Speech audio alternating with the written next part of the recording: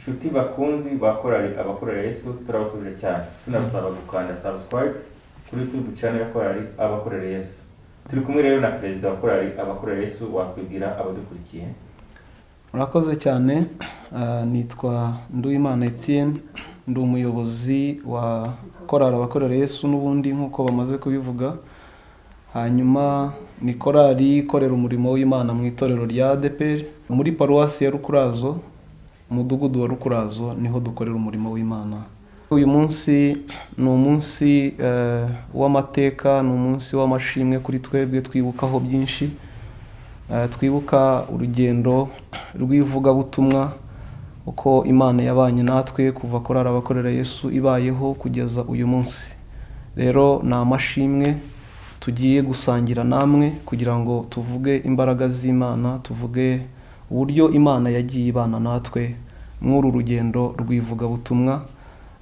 Hagati aho rero kandi tubahaye ikaze, rwose Imana ibaha umugisha, mwe mugiye kubana natwe, mwe mugiye gufatikanya natwe gushima Imana ko yatubashishije gukora, nubwo ivugabutumwa rigikomeye ariko dushimiye Imana ibyabaye, uko Imana yabanye natwe, kandi tuvuga ngo Imana izakomeze ibane natwe no mu rundi rugendo n'ubundi tugifite rwo gukorera Imana. Imana izadukoresha imirimo ikomeye. Rero tubahaye ikaze mwese, turi buze kugenda twumva abantu batandukanye, uburyo amateka ya korari, uburyo korari yagiye ikora umurimo w'Imana kugeza uyu munsi, uko n'abayobozi bagiye bayiyobora. Mu by'ukuri ni ibintu biza kuba ari byiza cyane. Burundi burya ni nk'umwana, umwana iyo avutse anyura mu bintu byinshi bitandukanye kugeza akuze, kugeza abaye umugabo. Natwe rero nibyo turi bugende tuvuga, ariko byose bikubiye mu mashimwe y'ibyo Imana yakoze. Dufite indirimbo nyinshi zizwi kandi twagize umugisha rwose zigera ku bantu benshi. Imana igenda iduha uburyo bwinshi bwo kuzigeza ku bantu benshi, ariko navuga indirimbo yenda abantu benshi bakunze cyane, navuga indirimbo yitwa Aritamurura.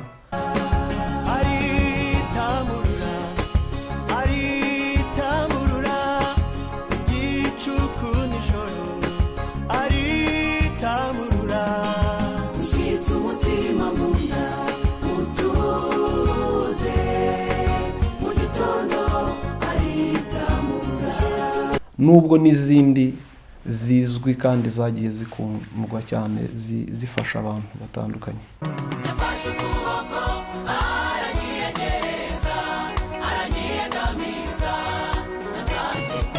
Kumwe n'umupapa hano, ndagira ngo atwibwire. Murakoze, nitwa Minani Celestine, nkaba ndi hano kugira ngo mbabwire amateka ya korari abakorera Yesu kuva mbaye perezida wayo mu mwaka w'1995.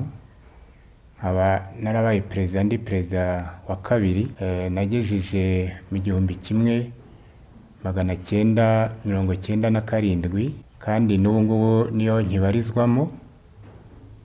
Nashaka kubabwira rero ko muri icyo gihe nyuma ya jenoside twatangiye turi bake cyane, ku buryo twagiye twifashisha abandi bagiye badufasha umurimo. Twakoze imirimo myinshi itandukanye, byari bigoye ku buryo kugira ngo tubone ibikoresho twagombaga guhinga cyangwa se tukabumba amatafari kugira ngo tubone uko tubona amafaranga yo gukoresha muri icyo gihe.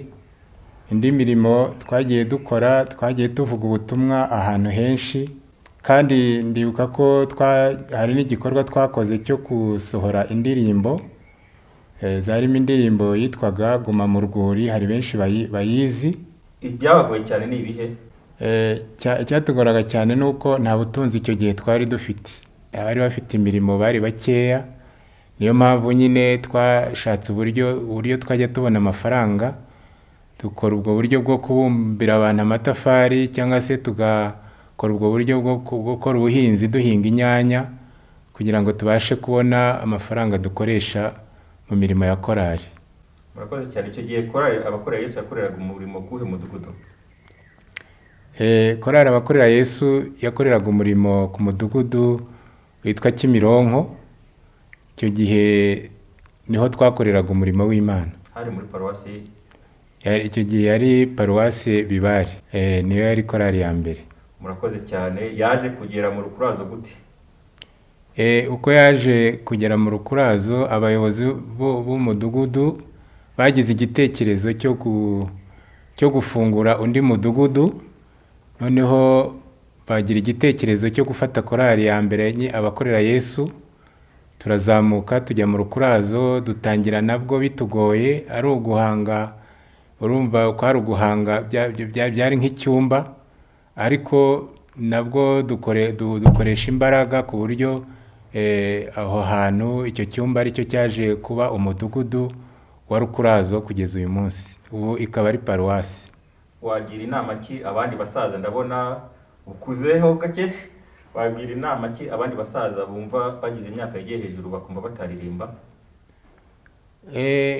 Nabagira inama kuko mbona byarangiriye umumaro kuba ngejeje iki gihe, mbona byaramfashije. Abandi basaza nyine ubona ko benshi bagiye bacika intege, hari benshi twatangiranye ubu batakibirimo, babivuyemo, ariko gihe byaramfashije. Nabagira inama rero yo gukomera ku murimo w'Imana. Iyo umuntu ari mu murimo w'Imana biramufasha, yagiye kugira intege nkeya, mu murimo w'Imana birafasha cyane, bituma yongera gusubirana imbaraga. Murakoze cyane, turagushimiye. Murakoze.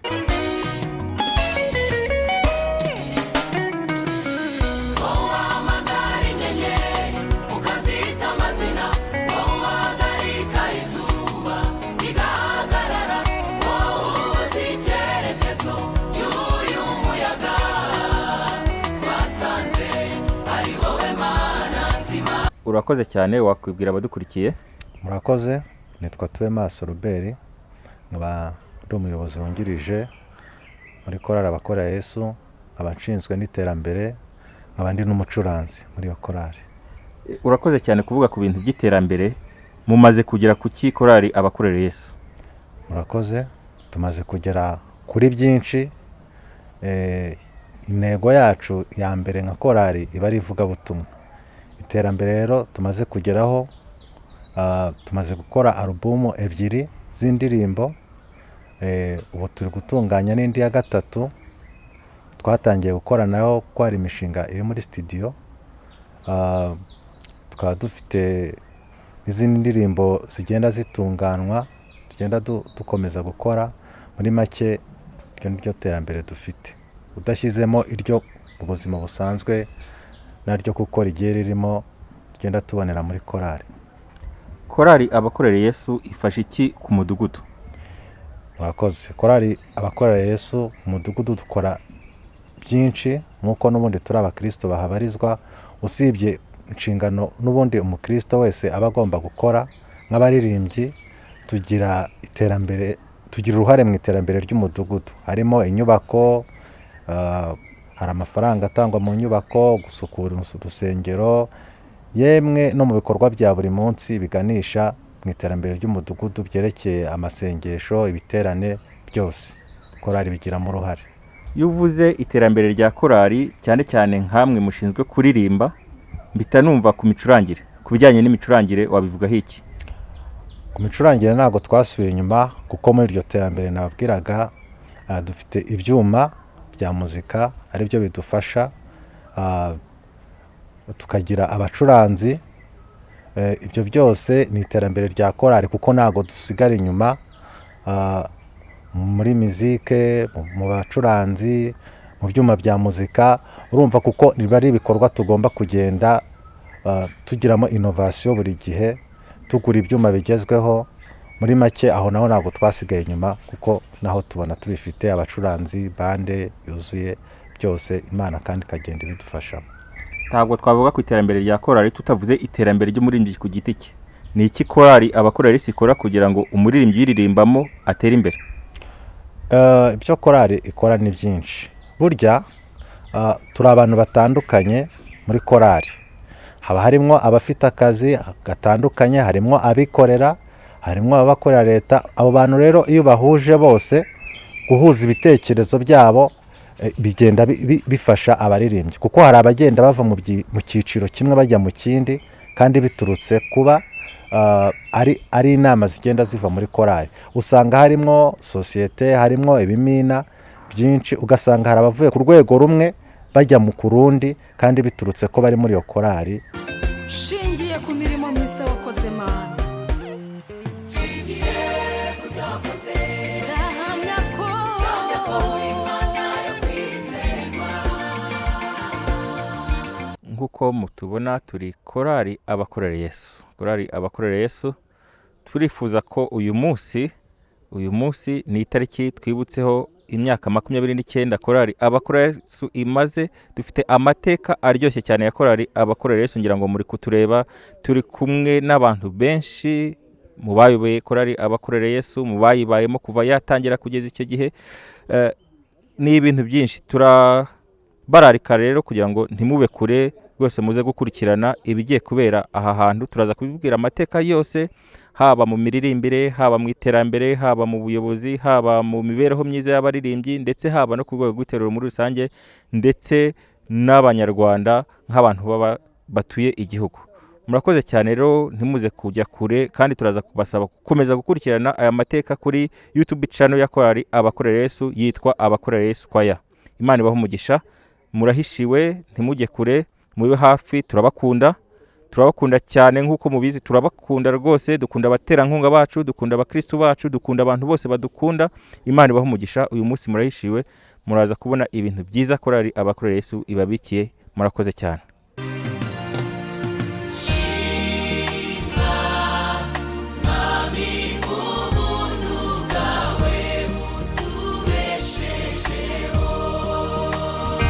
Haleluya, haleluya. Amen. Yesu ashimwe. Ahimbazwe. Imana ishimwe cyane iduhaye aka kanya kugira ngo tubonane. Wakwibwira abadukurikiye? Murakoze. Yego. Nitwa Nyirabarera Jacqueline, ndi umuririmbyi muri korali abakorera Yesu. Ikindi nakongeraho nuko nabaye umuyobozi wa korali wa gatatu kuva muri 2007 kugera muri 2010. Imana ishimwe cyane. Wageze muri korali ryari kugeza uyu munsi? Nageze muri korali mu 1999 nkiri mutoya. Ukiri muto bishatse kuvuga iki? Bishatse kuvuga ko nari nkiri umwana. Ntago nari nanganaga nk'uko ngana ubu, urumva hashize imyaka myinshi. Wari ufite nk'imyaka ingahe ugereranyije ubwo? Sinari mfite nk'ingahera 20. Imana ishimwe rero, watubwiye ko wari umuyobozi wa gatatu, wabaye umuyobozi wa gatatu wakorera abakorera Yesu. Uracyari perezida? Oya, nakubwiye ko nagejeje muri 2010. Okay. Wayoboye uri umukobwa cyangwa wari umumama? Nayoboye ndi umukobwa. Imyaka 3 yose uri umukobwa? Imyaka 3 cyangwa 4. Cyangwa naragize manda nkenye. Manda ebyiri z'imyaka 2. 2. Imbaraga zagushoboje kuyobora korali abakorera Yesu uri umukobwa ni izihe? Ijambo ry'Imana rivuga ngo dushobozwa byose na Kristo uduha imbaraga. Kandi abantu Imana ihamagara ibaha n'ubushobozi, ntago tuba twenyine. Ibana natwe ibihe byose. Rero ntago ari kubw'amaboko, ntago ari kubw'imbaraga, ariko Kristo yabanye natwe. Kandi kuba umuntu ari umukobwa afite Yesu ntibyamubuza ko Yesu amukoresha iby'ubutwari. N'ubusanzwe ntago Imana ihamagara abanyembaraga, ahubwo ishoboza bihamagaye. Wabwira iki abakobwa batinya kuyobora? Wabatinyira ute muri iki gihe? Icyo nabwira abakobwa ndetse n'abandi bose batari abakobwa nuko Yesu ni umunyamaboko, ni umunyembaraga. Iyo aguhamagaye aragushyigikira. Yasezeranye natwe ko tazadusiga twenyine. Abana natwe, yaduhaye umwuka wera utuyobora mu kuri kose. Yego. Rero nta mpamvu yo gutinya, nugutunga babane na Kristo. Babane na Kristo, begere Yesu, bamube hafi, aho batumye bagende. Baboneke muri uwo mwanya wo kumvira Imana no kuyubaha, kandi ni byiza. Ni byiza cyane gukorera Imana uri umukobwa.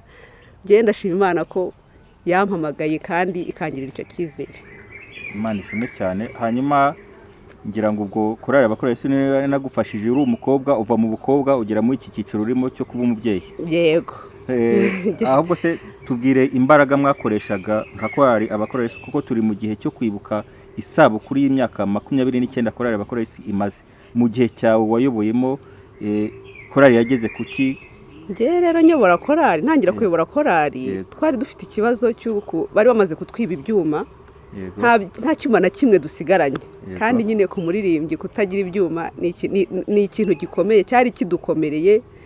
Rero ubwo muri icyo gihe cyane ikintu cya mbere twakoze kwari ukwiyubaka, tugashaka ibyuma, dushaka ibyuma biringaniye ariko bigereranije, hanyuma dutangira no kwiga kuririmba. Buriya kuririmba ni umuhamagaro, ariko bisaba n'ubuhanga. Hari ubundi bumenyi tutari dufite. Mu by'ukuri icyo gihe niho twatangiye gushaka abantu badufasha, barimo umusore witwa Josué, Shimwa ndamuzi, baradufasha, tutangira no gukora indirimbo za volume ya mbere. Ni muri icyo gihe twazikoze, kandi turashima Imana ko byagenze neza. Mu by'ukuri Imana yabanye natwe mu buryo bukomeye. Twagiye dutegura ibiterane kugira ngo tubone amafaranga adufasha muri uwo murimo wo kugura ibyuma. Twagiye dukora amavugabutumwa atandukanye. Ikindi twagiye tubigira ibihe byo gusenga, kubana na Kristo. Uyu murimo ntago twawishoboza tutegeranye na Yesu, tutamubaye hafi. Twagize ibihe byo gusenga mu buryo bunyuranye, kandi Imana nyine ikaduha orientation, ikaduha umurongo, kandi ikadushyigikira. Uvuze kuri volume ya mbere, mpita ntekereza kukubaza, nubwo utari umutekinisiye wabyo, ariko hari abantu bagiye bagira uruhare mu kubafasha gukora volume yanyu ya mbere. Harimo Media Works, harimo n'abandi ba producer babafashije. Hari icyo bababwira muri iki gihe? Rwose baradufashije. Mu by'ukuri buriya ushobora kuba uri umuyobozi, Imana ikaguhamagara, ikaguhana n'icyerekezo. Buriya Mose Imana yaramubwiye, imubwira ukuntu azubaka ihema, ariko ubuhanga bwo kubaka ihema bwari muri Besereri. Besereri niwe wagiye kuryubaka. Rero nubwo twari dufite uwo murongo nk'abayobozi, ariko hari ubuhanga tutari dufite rwose. Ariko Imana nyine yaduhaye abantu bo kudufasha bafite ubwo buhanga, baradukoreye, twakoranye neza. Turashima Imana ku bwabo. Imana ibaha umugisha. Harimo n'abaterankunga, ngira ngo ntabwo twabibagirwa muri iyi anniversary yacu ya 29, ntabwo twabasiga inyuma. Yewe twabonye abantu benshi badushyigikira, badufasha. Itorero ryacu, abayobozi b'itorero bagiye batuba hafi, baradufashije. Ntabwo twabaye twenyine. Abaterankunga rero ni amaboko akomeye ya korali. Imana nabibaha umugisha. Urakoze cyane. Reka akabazo gato k'amatsiko, hari korali yagiye iba ku mudugudu wa Rukurazo, ADP Rukurazo, korali y'abana bato cyane, Les Anges. Hari abaririmbyi bagiye bava muri Les Anges bakagera muri korali abakorera Yesu mu gihe wayoboye korali? Yego, twarabakiriye. Cyagihe bacutsa, iyo bacutsa hari ukuntu imyaka igigera bagacutsa. Abo bana rero bagenda bajya mu makorali atandukanye ari ku mudugudu. Hari abo twagiye twakira. Hari abo mufite babaye? Turacyabafite, bamaze kuba abasore n'inkumi, bimeze neza. Imana ibaha umugisha cyane. Rero turagushimiye, duhaye ikiganiro cyiza. Imana iguha umugisha. Murakoze cyane, namwe Imana ibaha umugisha. Komera ishikame kandi. Amen.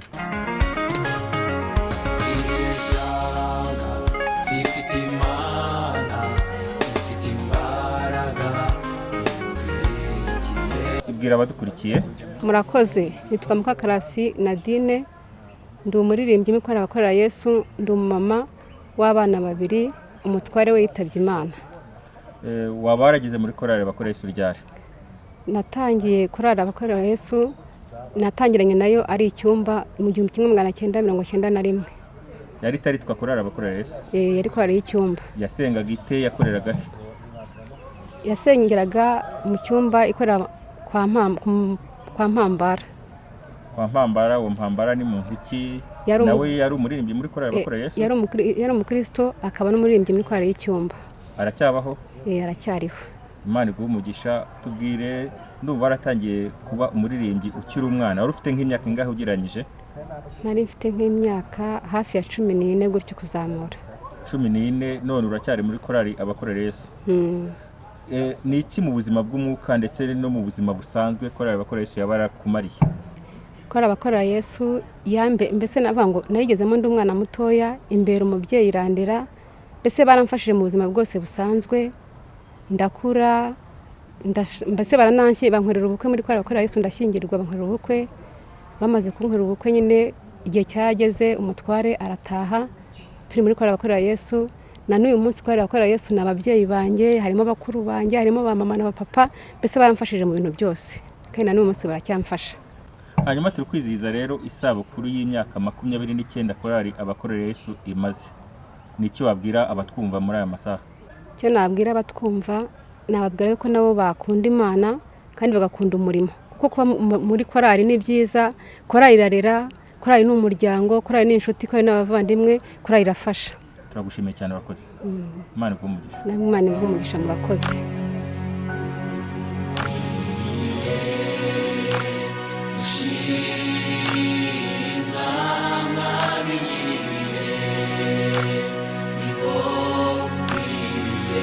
Muraho neza? Muraho.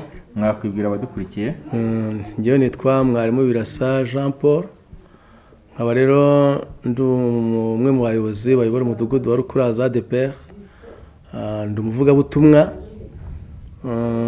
Kuva nageze ahangaha mu kwezi kwa 4 tariki 14 z'ukwa 4 2019 rero nicyo gihe maze hano ku mudugudu wa Rukuraza. Turi kwizihiza imyaka 29 korali abakorera Yesu imaze. Igihe mumaranye korali abakorera Yesu uyizute ku mudugudu uyoboye? Korali abakorera Yesu kuva nyine mu kwezi kwa 4 mvuze harimo ibyiciro wenda navugamo bitatu. Yego. Tuza kuvuga naho icyambere ni mu buryo bw'ivugabutumwa, ni mu buryo bw'imikoranire n'ubuyobozi, mu buryo noneho bw'imibanire bo n'abandi. Mpere kwivugabutumwa. Yego. Kwivugabutumwa kuri abakorera Yesu wenda ntarahagera nifite amatsiko yayo cyane. Nza kuhagera noneho mbana nayo.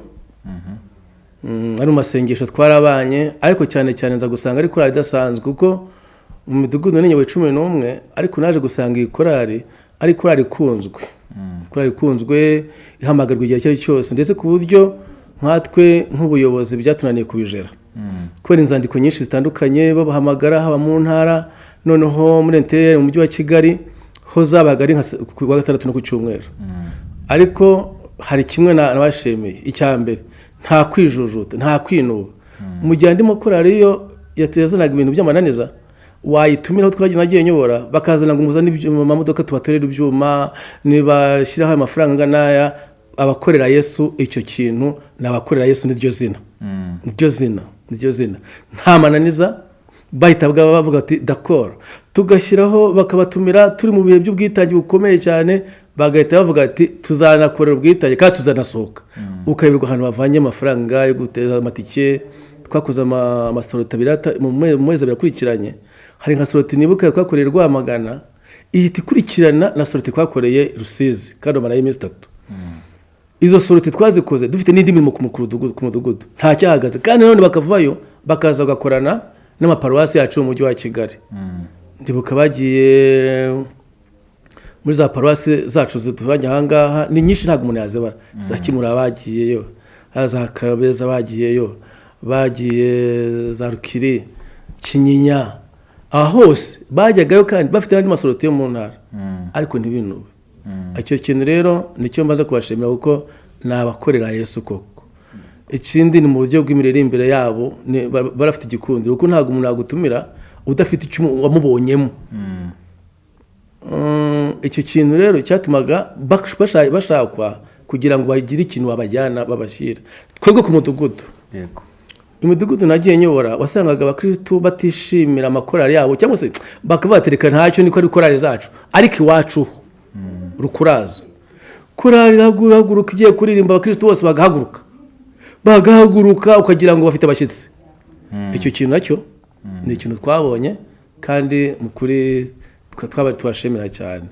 Icyiciro cya kabiri mikoranire n'ubuyobozi cyangwa se n'indi mirimo yari isabwa ni korali ishobora gutungura igihe cyose cyose duhuye n'ikibazo kuko twarageze dufite inyubako yari maze iminsi yarahagaze idakorwa ariko tuhagera iyo nyubako yawe kushyamo parafo mu rusengero n'izindi nyubako zaziranga ku rusengero zari zifite twari twakoze doviya miliyoni batwaga miliyoni 11 ariko mu gihe cy'amezi 2 twabashe gukwesa umuhigo turabishobora amezi 2 ariko izo izo mbaraga zose twazitewe ni iyi korali yagizemo imbaraga nyinshi cyane yego ntiyacogora kandi ifite n'amasorote icyo rero nacyo turagishema mu buryo bw'imikoranire n'uburyo bw'imikorere ku mudugudu yego noneho ku mikoranire ku mudugudu yego ku mikoranire ku mudugudu n'andi makorali ujya usanga ku mudugudu korali nkuru bundi yigira nk'abantu bakuru ugasanga n'abantu bari hayi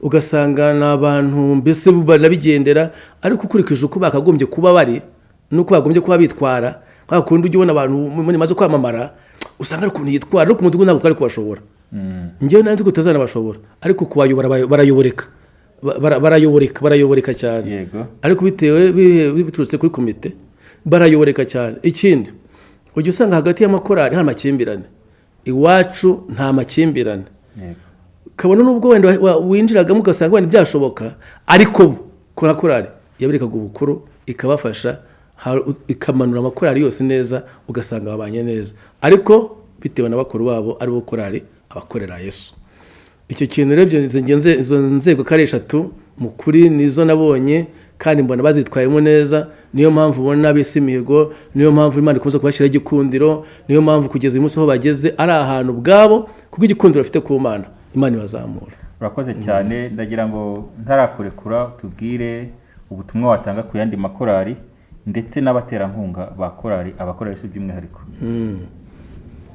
Kamere ku baterankunga abaterankunga ndababwira ngo courage ndababwira ngo biyongeremo imbaraga kuko ntekereza ko aho korali yabigeze uyu munsi wa none ni imbaraga z'abaterankunga kandi barafite abaterankunga rero nababwira ngo ntago umuntu mukurushwa no gusa nkababwira naho mwari mugejeje Bibiliya ikunda kuvuga ngo ikunda kuvuga iteka kuvuga ngo gukizwa kugeza ku mperuka gukora kugeza ku mperuka mureke dukore tubagezaho Imana ishaka twabageza no kuvuga ngo haraho bavuga ngo kuva mu bwiza tujya mu bundi namo kuvuga ngo rero nko kubaterankunga courage mwicika intege mukomeze imbaraga mwakoresheje Imana irimo kuzagaciro kandi nawe umukorera nawe umufasha nabo barabibyaza umusaruro icyo ni kimwe ku baterankunga hanyuma ku makorali yandi navuga ngo ni Paulo nakunze kuvuga ijambo ryiza avuga ngo mugere kirenge mu cyanjye kuko nanjye kigeze mu cya Kristo abo nabo ni bagere kirenge mu cyabakuru bakorera Yesu bazagira ku bintu byinshi cyane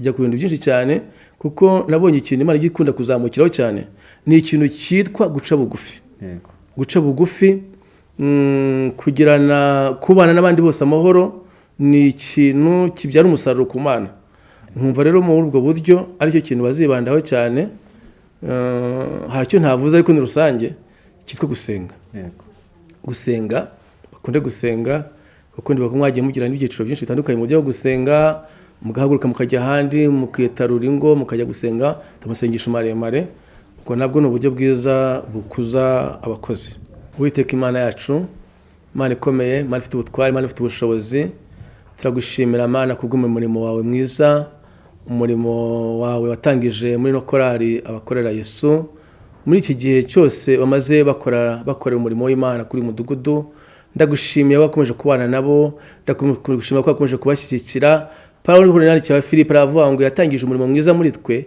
izabusoza rwose komeza rero Mana bafashe bave mu bwiza bajya mu bundi ariko harugejeje Mana turagushimira gakomeza kubafasha kubagira neza bayiterambere ry'uburyo bw'umwuka komeza kubagira neza Uwiteka Imana nyiringabo ivuga butumwa ryacu aho rigeze Uwiteka Imana abo turibwira bisaba irindi naribonye saba undi ubwenge ariko Mana uyo dufashijwe n'umwuka wera turashobora mwuka wareka kubuza kubashyigikira mwuka wareka kubuza kubafasha mwuka wareka kubuza kubana nabo no kubagira neza icyubahiro n'ikibi cyawe Uwiteka Imana nyiringabo ngaho rero bafashe mwami ari umudugudu bakoreraho Uwiteka Imana nyiringabo mwami kirere wabahaye cyo gukoreramo mwami wafungurira amarembo mwami no mu bihugu nkuko bakoje bageza mu bihugu bihanze bakingurire bakomeze kandi bayivuze numva Mana kubatumye hirya no hino mu izina rya Yesu bagurira amarembo bagurira ivugabutumwa bashyikiye mu ivugabutumwa mwami ubagirire neza izina ryawe nirihimbazwe izina ryawe nirishimwe kandi Mana abantu bose bahagurutse kubafasha muri uyu murimo arabatera nkunga turabasengeye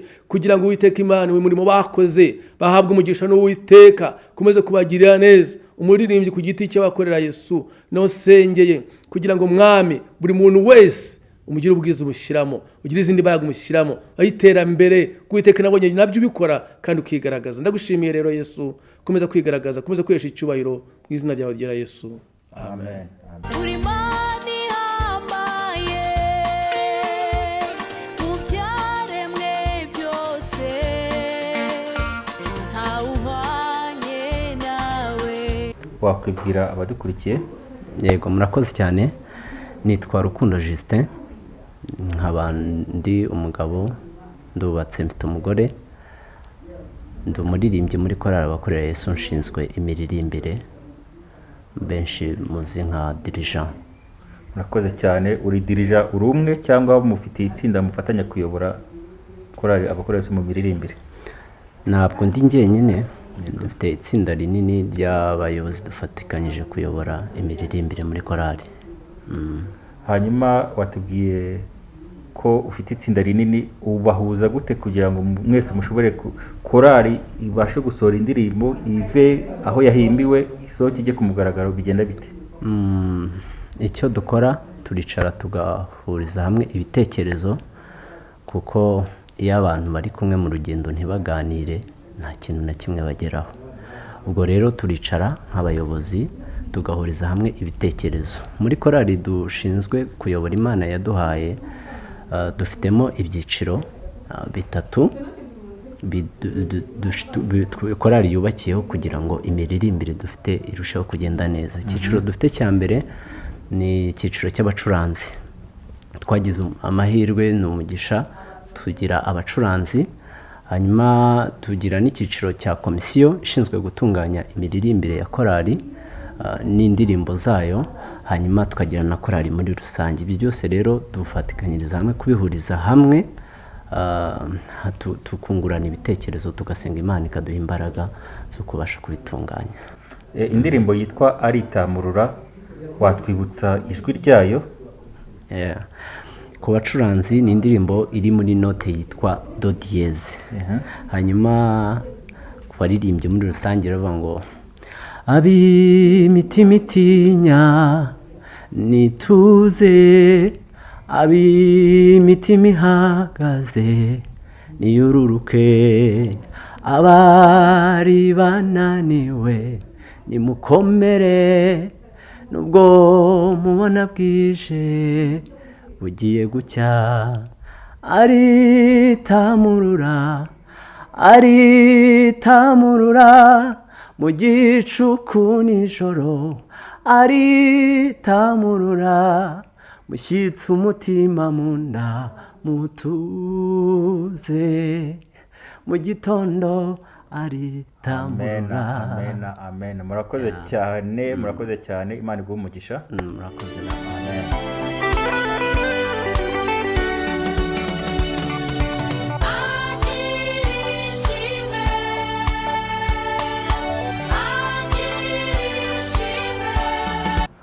Bakunzi ba korali abakorera Yesu, kuri channel yabo yitwa abakorera Yesu kwaya ndetse na Aritamurura, turabasuje cyane. Imana ibamugisha, turabakunda kandi imbaraga zanyu mugenda mushyira mu kudukunda tugenda tuzibona. Abasigaye namwe turabasaba gukanda subscribe ndetse no gusharinga ubutumwa bwacu, ibikorwa byacu dukora. Turabakunda. Hanyuma rero turi kumwe na Muzehe Pasteur, tuhaye ikaze. Murakoze cyane kuduha ikaze. Murakoze cyane kuduha ikaze muri uyu mwanya mwiza korali abakorera Yesu yateguriye abakunzi bayo. Muri aka kanya mukaba munsabye kwibwira abadukurikiye, bityo rero reka tubibwire nk'uko byifujwe.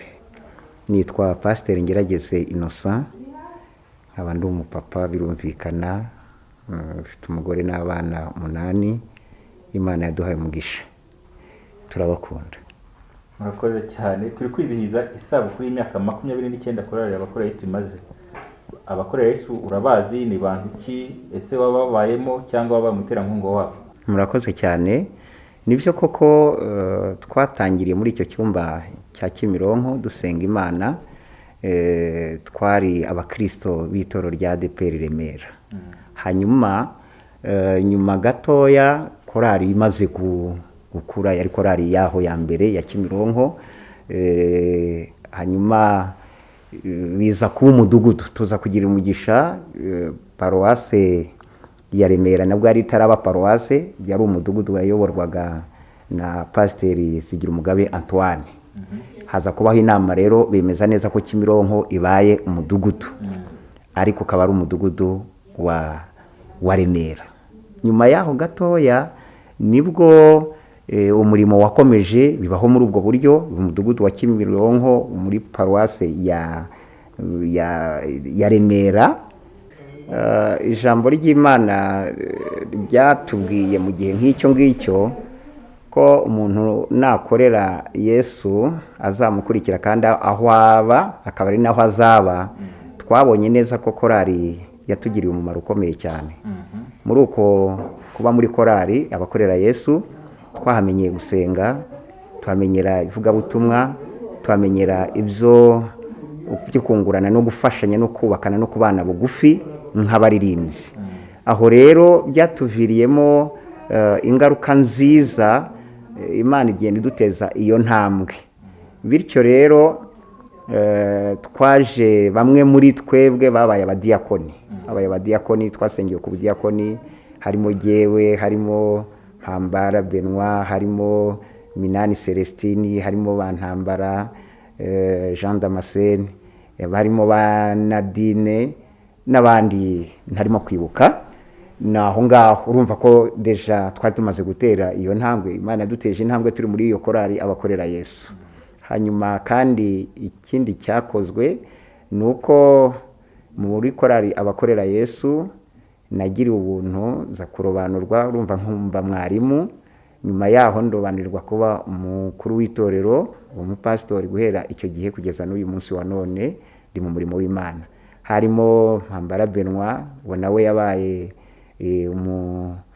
umuyobozi w'umudugudu, yabaye mwarimu, n'abandi batandukanye. Imana yagiye ikoresha imirimo itandukanye hirya no hino, ko twabonye ko Imana yaduteje intambwe.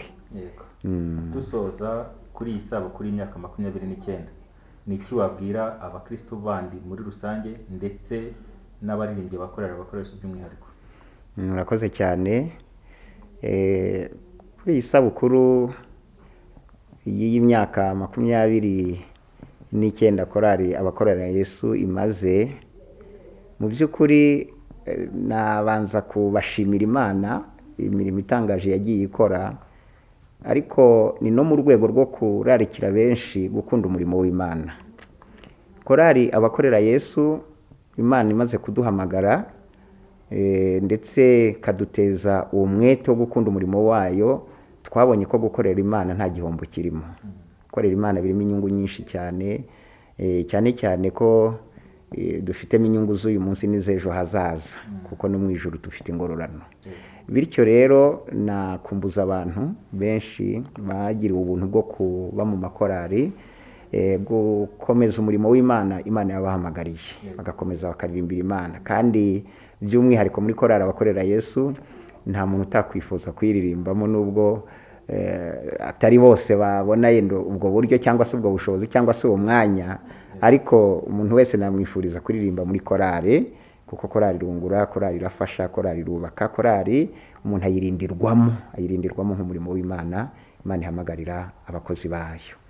Turagushimiye cyane, urakoze ku kiganiro cyiza duhaye. Murakoze cyane namwe. Imana imwishyirwaho umugisha, ibakomereza amaboko, ikomeze kubaka, muri rusange tube twubakitse mu izina rya Yesu. Amen. Amen. Amen.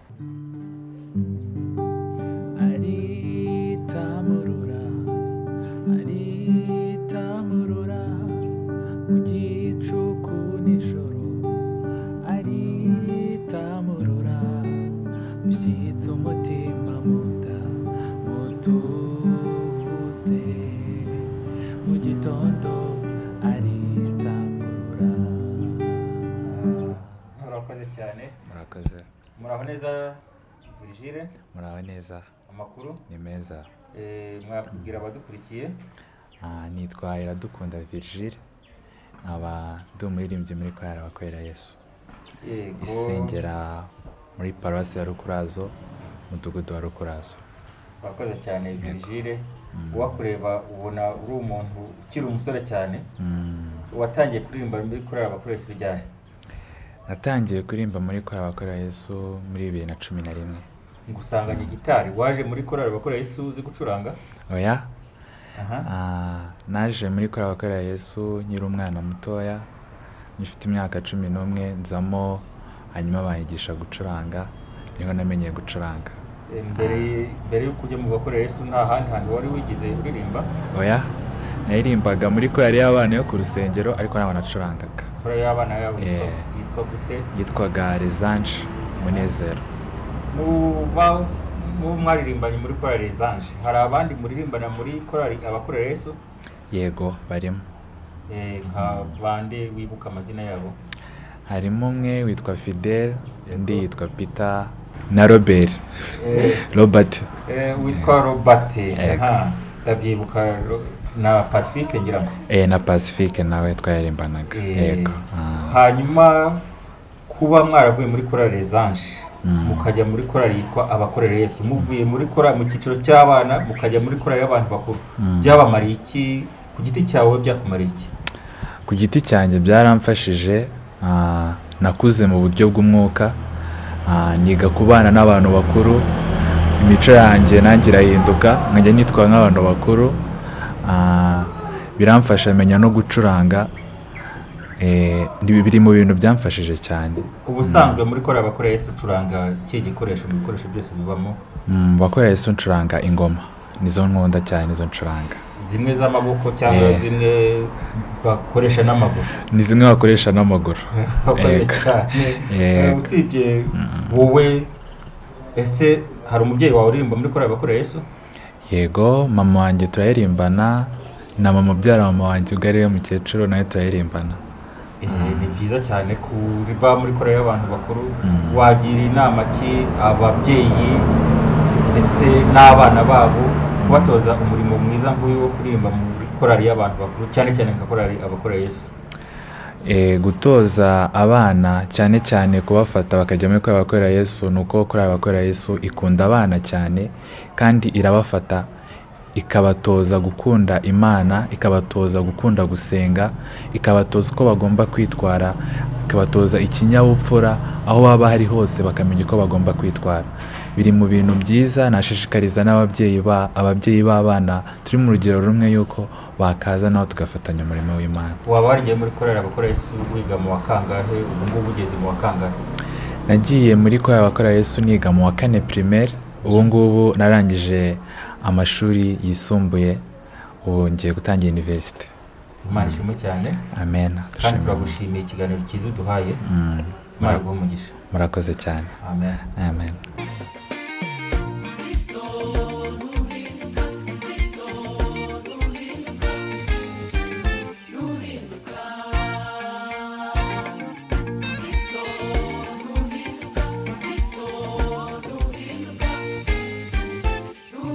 Shimwe. Yesu nahimbazwe.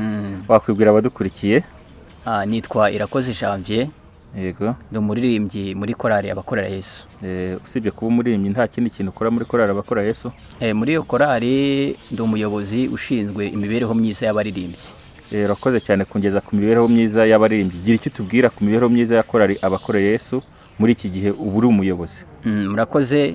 Ngira ngo imibereho myiza y'abaririmbyi uko mwumva imibereho nka korali abakorera Yesu ni korali ishinzwe ivugabutumwa, ariko hejuru y'ivugabutumwa cyangwa se nyuma y'ivugabutumwa haza imibereho myiza y'abaririmbyi. Iyo mibereho ikaba ishingiye kubana neza, kubana neza muri sosiyete tubamwo yitwa abakorera Yesu. Wenda nyuma navuga ngo ni famiye abakorera Yesu. Yego. Kuko tugira umuryango mugari, mu buryo rero bwo kugira ngo turusheho gufashanya hagiye hashyirwaho ibintu bita amafamiye. Dugira amafamiye 6 muri korali abakorera Yesu. Hari famiye ya mbere, ya kabiri, ya gatatu, ya kane, ya gatanu, ya gatandatu. Izo famiye zibayeho mu rwego rwo kugira ngo buri wese yisange muri uwo muryango ntawe uhejwe. Agenda adufasha gusurana, ababyeyi babyaye tukabona uburyo tubahemba, abarwaye tukabasura, abagize ibyago tukabafata mu mugongo, abagize ubukwe tukabashyigikira nk'umuryango, mbese uko umuryango ubaho niko na korali yacu ibaho. wayijemo uri umugabo cyangwa wayijemo uri umusore? Oya, nayijemwo ndi umusore, ndi umunyeshuri nigaga muri kaminuza, nkubwira yuko ari n'umuryango urandera. Urumva nabaye mundi muto parandera ndakura. Ubwo iyo umuntu akuze, umwana yakuze abwira ababyeyi ati ndageze, bwongera igihe kigeze ndababwira nti ngomba nanjye kubaka urugo, ubu ndi umugabo mfite umwana, kandi byose nabigezeho ndi muri uwo muryango bita abakora Yesu. Urakoze cyane. Hari amakorali agira gutya akabonana gusa iyo bari ku rusengero ku minsi yo guterana ku cyumweru cyangwa se mu minsi ya repetition. Mwe nka korali abakora Yesu mukora gute kugira ngo muhuze izo famiye n'ubuzima busanzwe bw'abaririmbyi? Murakoze. Uko natangiye nkubwira, izo famiye twazishyizeho kugira ngo zizaye zidufasha kugera ku baririmbyi benshi kandi mu gihe gito. Murakoze cyane. Hari abantu babaho bikunda, ugasanga ibikorwa byabo bigarukiye ku muryango gusa. Ndabivuga nko mu rwego rw'amakorali ateranira ku mudugudu musengeraho, mudugudu wa Rukurazo. Hari amakorali ngira ngo ntabwo ari abakora Yesu gusa, hari n'izindi korali zo zitwa Penuel na korali Urumuri ndetse na korali yitwa Murugendo, mu rwego rw'imibereho myiza. Ese mujya mwambuka imipaka mukagera ku yandi makorali? Murakoze. Ngira ngo iki ni ikibazo cyiza umbajije. Ngira ngo ikintu cya mbere kiranga abana b'Imana ni urukundo. Yego. Kandi urwo rukundo rukagaruka no muri sosiyete. Yego. Kandi ntabwo wakunda umuntu wa kure, ugomba guhera kuwo mubana. Yego. Murakoze rero. Ngira ngo aho ngaho ni ahantu navuga amakora afitanye ubushuti. Yego. Hakaba hari igihe dutegura umusangiro korali zose zigasangira, zigahuza urugwiro n'abayobozi bacu b'umudugudu. Yewe hari ni na komite bita mpuzamakorali nayo ikadufasha gutegura ibyo bintu, kugira ngo abaririmbyi bacu iyo bagize ibyago turatabarana mu rwego rwa korali ndetse no mu rwego rw'umudugudu. Ngira ngo icyo ni ikintu kimaze gufata indi ntera ishimishije. Turabashimiye cyane, Imana y'umugisha. Murakoze cyane. Nuva mukora neza. Murakoze cyane. Murakoze namwe. Yego. Wakwibwira abadukurikiye? Murakoze cyane. Nitwa Rw'Imana Etienne, ndi umugabo, ndubatse, mfite umudamu n'abana 3. Nkaba ndi perezida wa 4 wa korali abakorera Yesu. Kuvuga perezida wa 4 wa korali abakorera Yesu, ni ukuvuga ko mufite abaperezida 4 cyangwa bimeze bite? Murakoze cyane. Ni korali kuva korali ibayeho yagiye igira perezida. Hari perezida wa mbere wabanje, hari perezida wakurikiyeho, perezida wa 3 wakurikiyeho. Jewe rero nkaba kuva korali ibayeho, jewe nkaba ndi perezida wa 4. Watangiye kuyobora nka ryari perezida? Natangiye kuyobora korali mu 2010 kugeza uyu munsi. Urakoze cyane. Tubwire impamvu y'uyu munsi. Murakoze cyane. Impamvu y'uyu munsi ni umunsi w'amashimwe, ni umunsi dushimamo Imana. Twibutse urugendo korali abakorera Yesu yagiye ikora mu rugendo rw'ivugabutumwa kuva ibayeho kugeza uyu munsi. Dushima Imana ibyo Imana yagiye idukoresha byose, uburyo Imana yagiye ibana natwe, nibyo turimo kwibuka muri iyi myaka 29 y'ivugabutumwa tumaze. Uburyo ivugabutumwa rikorwa birumvikana, habaho gutumirwa, hanyuma ubutumire tukabugeza ku ubuyobozi bw'itorero, hanyuma bakatwemerera tukabona kujya mu iryo vugabutumwa. Kandi ivugabutumwa ryose turifata nk'ivugabutumwa. Hari igihe dutumirwa hafi yenda mu midugudu yo muri paruwase yacu, kimwe nuko dutumirwa n'ahandi hanze ya Kigali, byose turifata nk'ivugabutumwa tukarisengera. Imana ikagenda ifite uburyo ituyoboye mu butumwa twumva tuba dufite tujyanye. Mu gihugu hose, intara zose zigize u Rwanda, ngira ngo hafi ya zose mumaze kuzigendamo, ariko wambwira ivugabutumwa ryabashimishije cyane kurusha ahandi mavugabutumwa mwagiye mukora hanze ya Kigali? murakoze. Ivugabutumwa ryose ryaradushimishaga kuko twumvaga umusaruro, hari umusaruro wabonetse. Cya mbere ni uko ubutumwa bwumviswe na benshi, bugahumuriza benshi, benshi bakagaruka kuri Kristo. Niyo objectif. Ariko nanone ntago hari iriruta irindi. Iruta irindi ni uko navuga ni uko twasohotse hanze y'igihugu mu ivugabutumwa tukajya hanze y'igihugu. Icyo gihe twagiye ni ubutumire bwahawe umuvugizi wa ADEPR mu Rwanda. Hanyuma rero biba ngombwa ko mu makorari yacu ariyo igenda iherekeje umuvugizi wacu. Icyo gihe rero twari dufite ubutumire bwo muri Tanzania mu ntara ya Tabora ahantu bita Nkinga.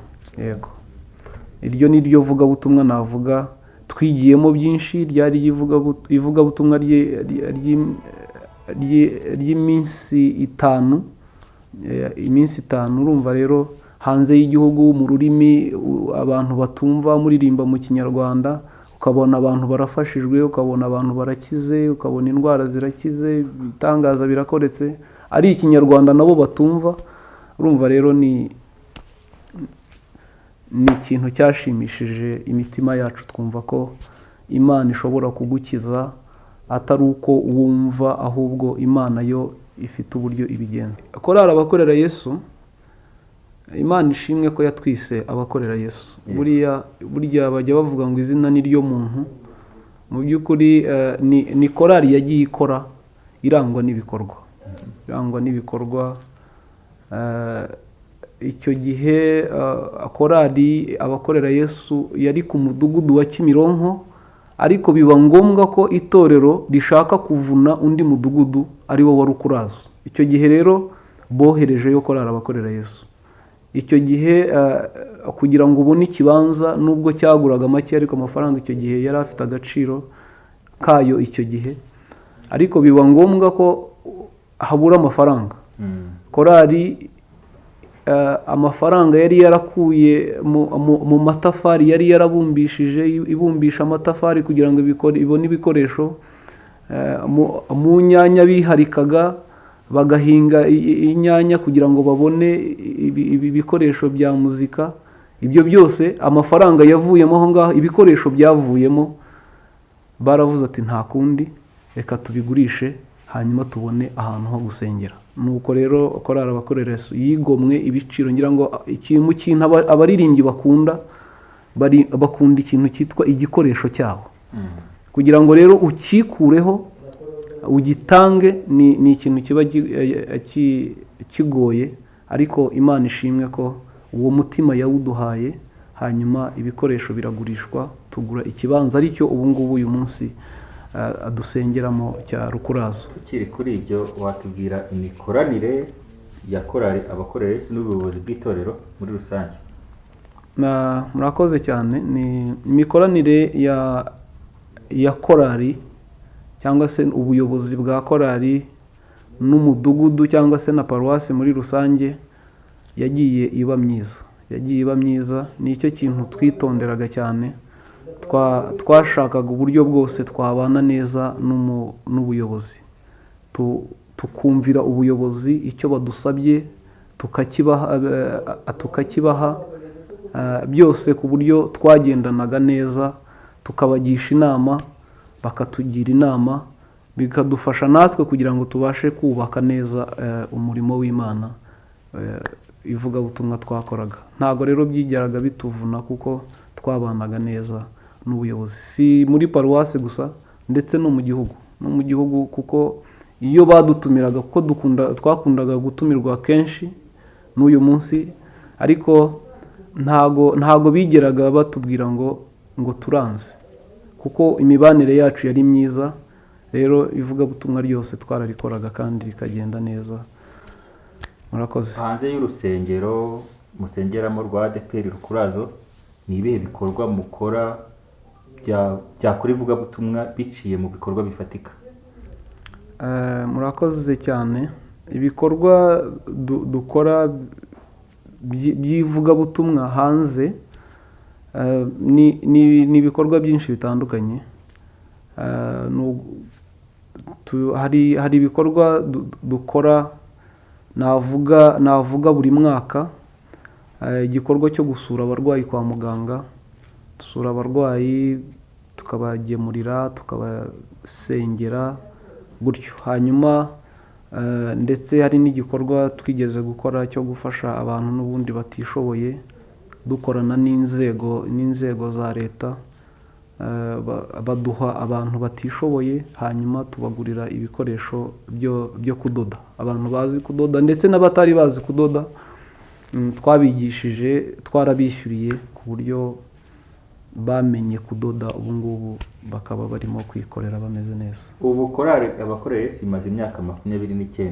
Nyuma y'imyaka 29 korali abakorera Yesu imaze, niki muteganya imbere ahangaha? Murakoze. Ibyo duteganya nta bindi ni ivugabutumwa, nicyo twahamagariwe, ni ugukorera Imana. Ariko tukaba n'ubundi duteganya ko ivugabutumwa ryacu rizaguka. Ubu ngubu twashyizeho uburyo, kuko hariho abantu babidusabaga kenshi cyane. Twashyizeho uburyo bwa channel YouTube, indirimbo zacu zigaca kuri YouTube, ku buryo abantu no hanze y'igihugu, hirya no hino, ubwo butumwa nabo bubageraho mu buryo bworoshye. Hanyuma ikindi ni uko dukomeje gukora izindi ndirimbo. Dukomeje gukora indirimbo volume ya 3. Twarayitangiye, tumaze gukoramo indirimbo 2. Ubwo rero turakomeje, nubwo iki cyorezo cyagwiriye isi cyabaye nk'igihungabanya imishinga imwe n'imwe, ariko turakomeje urugendo rw'ivugabutumwa kugeza igihe Yesu azazira, kuko twumva tudafite gahunda yo guhagarara. Tuzakomeza kuvuga ubutumwa bwiza.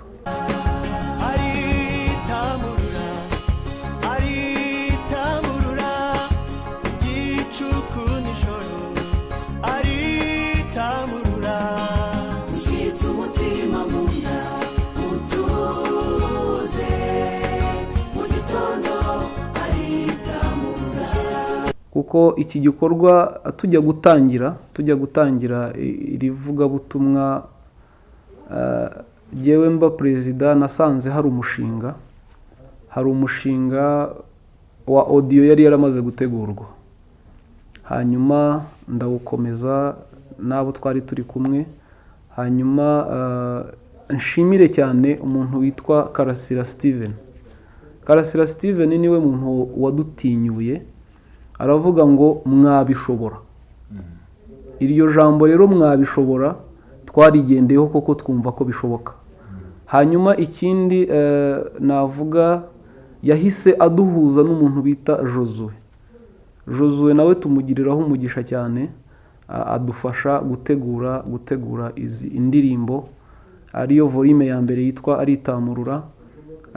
Biradufasha kandi yagize umusaruro mwiza, niko navuga, mu rwego rw'ivugabutumwa. Nshimire cyane n'umuntu bita Mastora yari mu producer mwiza icyo gihe, ngira ngo ubu nta kiba mu gihugu. Nawe hari indirimbo yadukoreye. Twafashe indirimbo 5 tuziha Mastora, izindi 5 tuziha Aroni n'itunga. Badukorera neza cyane, indirimbo zacu ziba nziza. Ngira ngo n'icyo gihe Imana iduha nanone umukameraman mwiza nanone witwa Bosco, nka Media Works iradufasha, idukorera video nziza, ku buryo twaje no kubona n'igihembo cya Sifa Award kuri korali zifite amashusho meza. Rero turabashimira abo bose. Turashimira cyane abaterankunga batubaye hafi. Ibyo bikorwa byose ni ibintu byasabaga amafaranga, byasabaga ubushobozi. Na rero ntabwo ubwacu twari kubishobora twenyine, ariko ibyo byose twagiye tubifashwamo n'abaterankunga. Turabashimira imirimo mwakoze, turayizirikana, ariko by'umwihariko Imana yo irabizirikana kurushaho. Ntago Imana yabyibagirwa. Burya imirimo ukoranye urukundo, iyo ngiyo Imana yitaho ikayizirikana cyane. Imana ibaho umugisha. Hanyuma rero izi ndirimbo ntago zari kumenyekana twebwe gusa ngo abantu bazimenye, zamenyekanye nanone binyuze mu banyamakuru. Turabubaha, mwakoze umurimo ukomeye. Imana ibaho umugisha. Byose mwakoze, mwabikoze kugira ngo ivugabutumwa, umurimo w'Imana wamamare kandi ugere kuri benshi. Mwarakoze rero gukora uwo murimo mwiza. Imana ibaho umugisha. Soza nshimire bagenzi banjye abakorera Yesu, mukomeze mube abakorera Yesu. Mwarabigaragaje koko ko muri abakorera Yesu, mukorana ishyaka, mukorana umwete, mukora umurimo w'Imana mubukunze, nta ubahata, nta ubasunika. Ubwo rero n'ubundi mukomeze mukorere Imana. Imana izabahemba, kandi Imana mwakoreye ntabwo izabareka. Mukomereze aho ngaho. Ibyo twakoze, ibyarangiye, iby'Imana yadushoboje gukora ni bitoya cyane kurusha ibiri imbere. Nibyo bikomeye. Ibiri imbere nibyo noneho tugiye gukora kurushaho, kuko Imana niko ishaka. Ubwo rero nababwira ngo ntimucike intege, ahubwo iki ni cyo gihe kigeze cyo gukorera Imana. Ubwo rero ingororano ziri imbere, ariko muhumure, ibyo dukora n'ibyo twakoze Imana izabiduhembera. Ingororano tuzazibona mu ijuru. Murakoze cyane nyakubahwa perezida abakorera Yesu. Murakoze cyane. Ikiganiro cyiza duhaye. Murakoze cyane. Imana turabashimiye. Murakoze.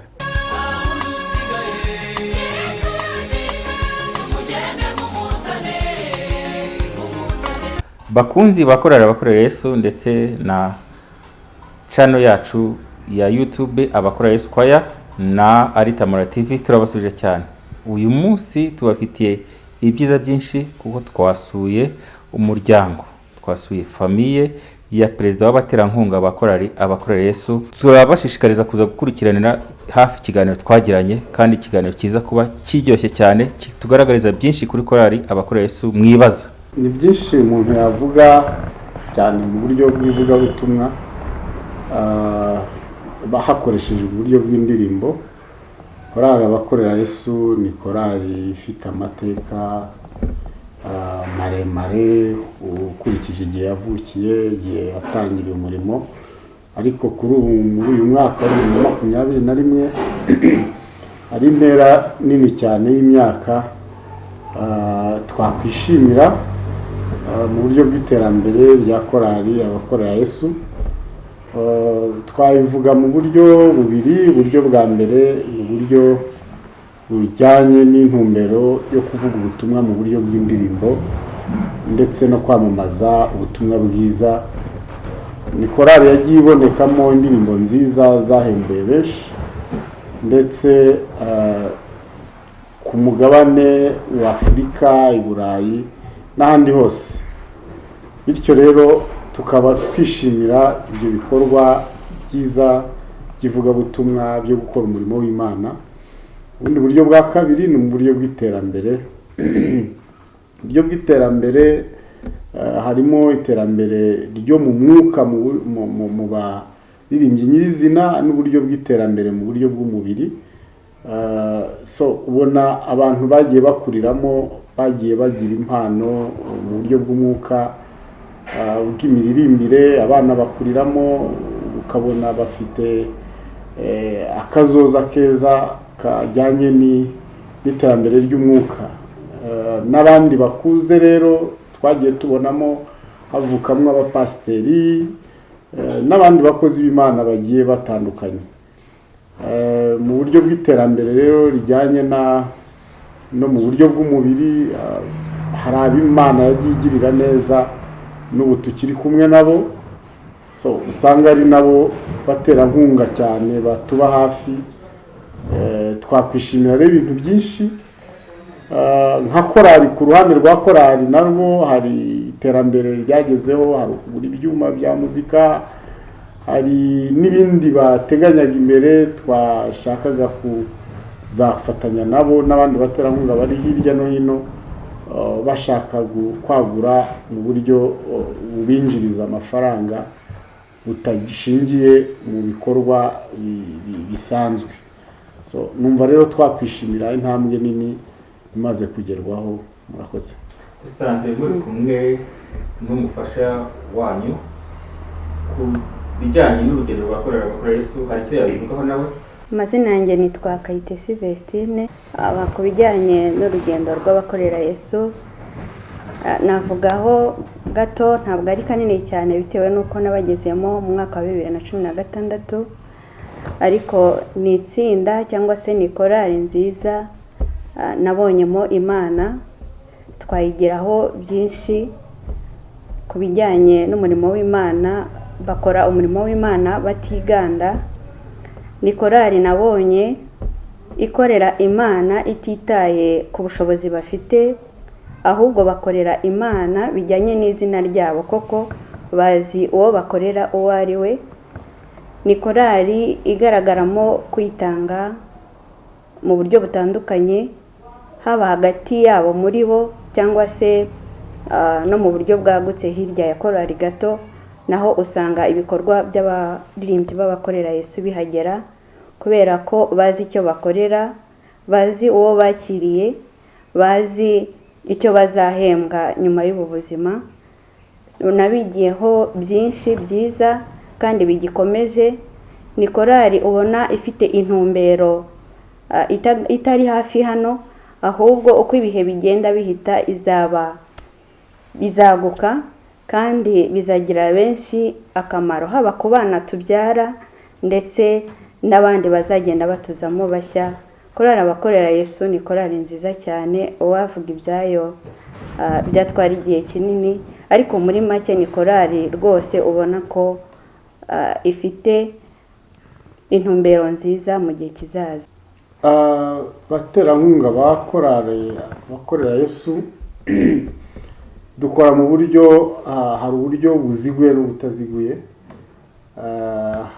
Harimo kuba dufite urubuga duhuriraho nka famiye, twarwise famiye y'abakorera Yesu. Urwo rero tubasha kuvugana n'abayobozi ba korali bakatugezaho ibyo bateganya, bityo tukabihuza, tukareba ibibanza ibindi n'ibisoreza ibindi, ugasanga aho niho dukorera umurimo wo kugira ngo abantu bitange tubafashe. Murakoze. Kuyikunda byo nahita nsubiza ngo ni yego, kubera ko igihe kinini bumva ndi muri korali abakorera Yesu, mvuye mu rugo se cyangwa mvuye mu kazi ngiye muri korali abakorera Yesu. Ni korali bazi kandi bazi neza ndetse banakunda, ku buryo mu gihe kizaza ndizera ntashidikanya ko mu bana twabyaye hazaba harimo abakorera Yesu bazageramo bavuye mu bana twabyaye. Hari indirimbo bakunda cyane ikunda kuvuga ngo yamfashe ukuboko aranyiyegereza aranyiyegamiza. Iyo ndirimbo famiye yacu turayikunda cyane.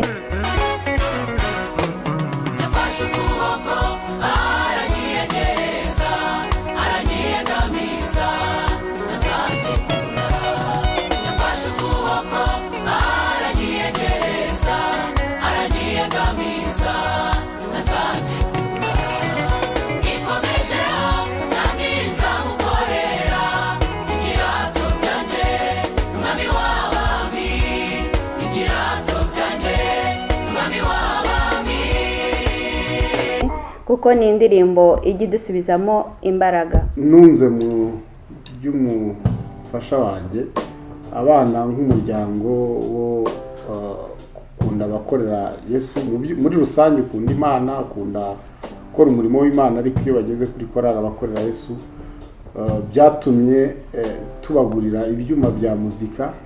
Kubw'iyo mpamvu usanga mu ndirimbo baheraho biga gucuranga harimo za korali abakorera Yesu.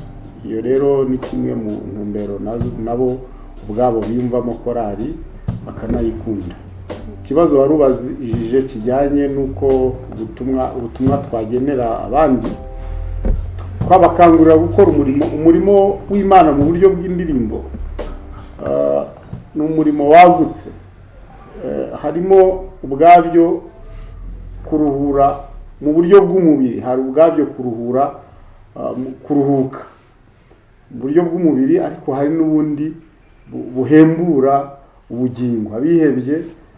Ariko indirimbo imwe yitwa Ritamurura nk'uko cano yanyu bivuga, iyo yahembuye abantu benshi cyane. Iyo turebye abagiye bayikurikira bakatugenda batubwira iyi ndirimbo yaradufashije, twari kwa muganga twumva amagambo arimo, bityo twumva ntitwihebye. Ariko ibyo byose ni ibintu byagiye bifasha abantu. So nkumva rero twakangurira abantu by'umwihariko gukunda korali abakorera Yesu, bakayiba hafi kugira ngo nabo bagerageze kwaguka mu buryo butandukanye. Turakangurira abaterankunga bari hirya no hino nabo kudufasha mu mujishi watuma korali ikomeza kwigira imbere. Yagiye ikora ubutumwa za Tanzania no mu bindi bihugu, bakeneye kwaguka bakajya no mu kuvuga ubutumwa no mu yindi migabane. Isabukuru y'imyaka 29 ni imyaka myinshi. Umwana ubyaye afite imyaka 29 abamaze wihuse, abamaze kugira imfura ndetse n'abandi. Bityo rero twakwishimira iyo myaka, ariko tunatanga ubutumwa bw'iyo myaka. Icyambere nuko turi kugana mu nzira ya tekinoloji cyane mu burjyanye n'imiririmbire. Ibyo twaririmbaga mu myaka ibanziriza tugomba kuyameliyora cyangwa se kuyinonosora, tukajyana na tekinoloji igezweho ijyanye n'imiririmbire. Icya kabiri ni uburyo bwo kwaguka mu bikoresho cyangwa se mu mutungo w'amakorali. Ukwiye kureba kure ukaba wagira ama studio yazo, ndetse ukajya ufasha n'andi makorali. Muri iyo myaka 29 rero ni ikintu gikomeye. Abo twabyaye bayikuriyemo, babaye abasore, abandi bagiye kaminuza hanze muri Amerika n'ahandi hose. Izo ni imbuto rero zikomeye z'imyaka 29 zagiye zibiba. Kuri iyi myaka 29 korali abakorera Yesu imaze ikora umurimo w'uburirimbyi n'ivugabutumwa mu buryo bw'imiririmbire. Tubifurije isabukuru nziza, joyeux anniversaire.